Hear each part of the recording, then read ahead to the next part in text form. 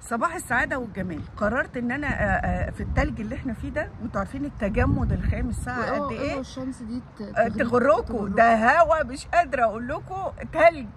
فقررنا نيجي نشرب قهوة في شوية شمس. وبعدين بسأل سهيلة على الخناقة بتاعة آية السيد.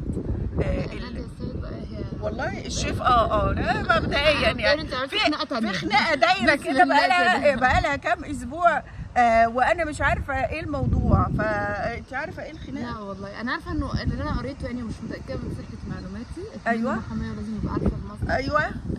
انه تقريبا حد بيقلد وصفات حد، او هي ناديه السيد بتتهم الشيف الثانيه ان هي بتقلد كل وصفات. لا انا معلوماتي بقى العكس، ان الشيف الثانيه اللي اسمها آية بتقلد مواصفات ناديه.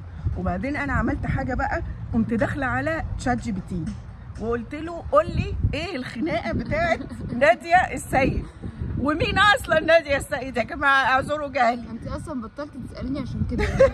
تشات جي بي تي. ايوه، وغالبا شركه AI هتلغي تشات جي بي تي في مصر بسبب ماما، بسببي، لان يعني خليت تشات جي بي تي خلي لي ليمون، وخليته بيكلمني على ناديه السيد وحاجات تانية يعني مش عايزه اقول لكم، بس يعني مبدئيا قال لي انها شيف مهمه عندها فولورز كتير، وبتتخانق على طبخه النجريسكو باين او وصفه النجريسكو. آية اتهمت ناديه انها واخده منها وصفه النجريسكو. لا بقى كده احنا محتاجين نراجع ايه؟ هو فين الشيف شربيني في الحاجات دي؟ لا احنا مش الشيف شربيني بقى، ده احنا محتاجين نرجع لليونسكو. نجريسكو ايه اللي بتتخانقوا عليه يا حبايبي؟ دي اكله ايطالي.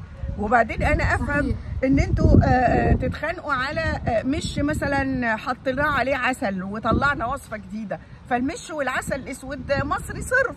طب ما نعمل حاجه ونشغل الشغل انا وانت. نسجل لهم براءة اختراع للوصفات. ايوه الشيف ناديه، هذا نداء للشيف ناديه والشيف آية، تعالوا نعمل صلح ما بينكم ونسجل لكم الوصفات بتاعتكم براءة الاختراع. والخناقه الدايره دي على النجريسكو نرجع لليونسكو، منظمه الثقافه والتراث العالمي. اذا قالوا انها مش اكله ايطاليه، اوعدكم ان انا اسجل لكم براءه الاختراع بتاعه النجريسكو. واحده بقى تختار تعملها بالموتزاريلا، والثانيه تعملها الجبنه اللي بنبشرها على البرمجان. واحده بالنجريسكو ايه ماشي باي حاجه يعني. كل واحد ياخد له اتجاه. واوعدكم ان احنا نعمل لكم براءه الاختراع بالاثنين. ده اذا ما طلعتش اكله ايطاليه اصلا، المفروض يا حبايبي انها ايطاليه. بس anyway للشيفاتين المحترمتين وكل الشيفات، انتوا تقدروا تسجلوا على فكره اكلاتكم وابداعاتكم الطبيخيه. والله ما بتريق، تقدروا تاخدوا براءة الاختراع فيها.